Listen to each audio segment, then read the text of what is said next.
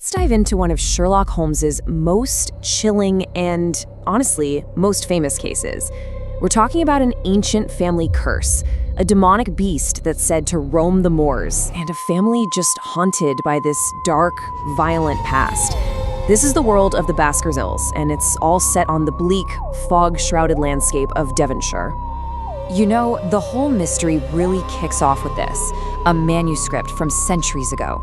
It tells this grisly story of the wicked Hugo Baskerville, who was supposedly torn apart by a gigantic, spectral hound as payback for his cruelty. Now, this isn't just some old story. It's the dark heart of a family curse that feels terrifyingly real.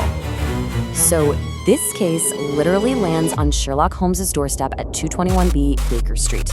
It's brought to him by a country doctor named James Mortimer, and he presents a problem that really blurs the line between our world and, well, the supernatural.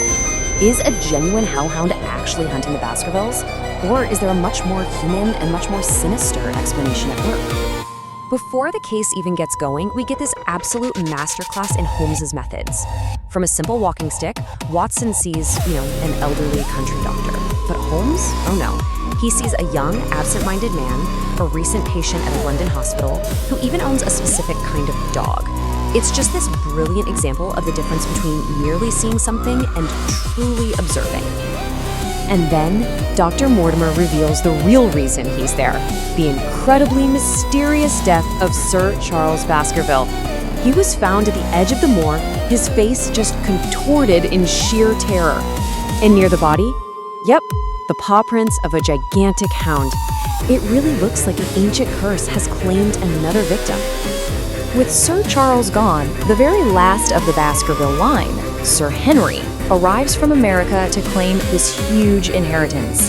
But from the moment he sets foot in London, it is chillingly clear that he isn't just an heir. He's a target. The threats against Sir Henry start almost immediately, and they are peculiar, to say the least.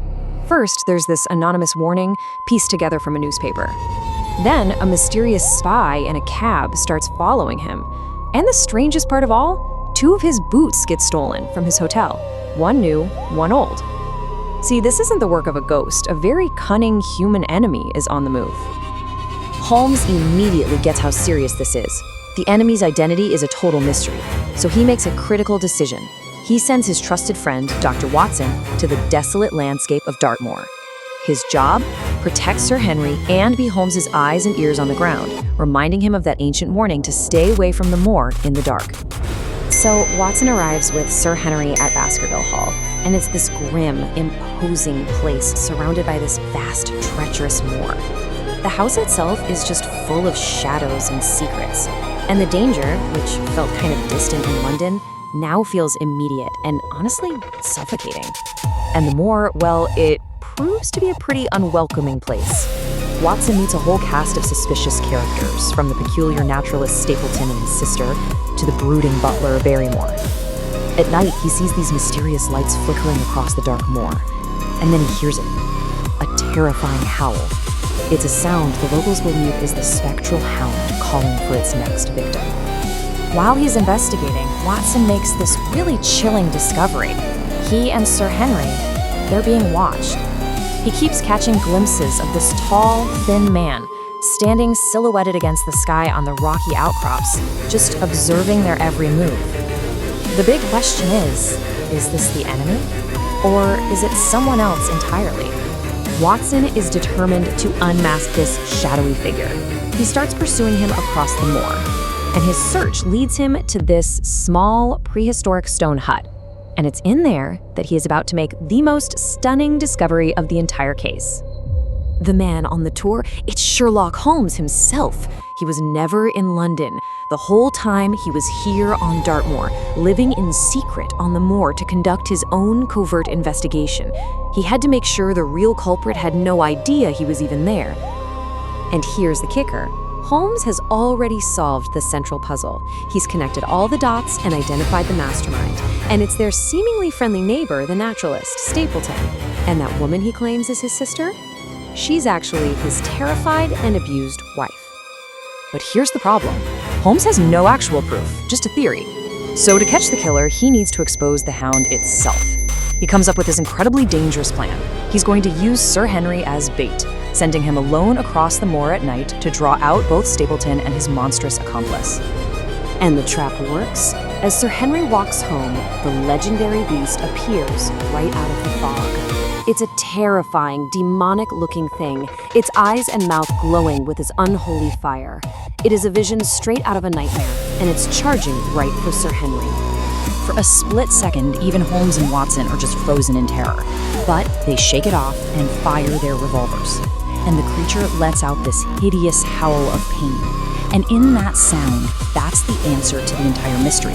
If it can be wounded, it's mortal. The ghost is flesh and blood.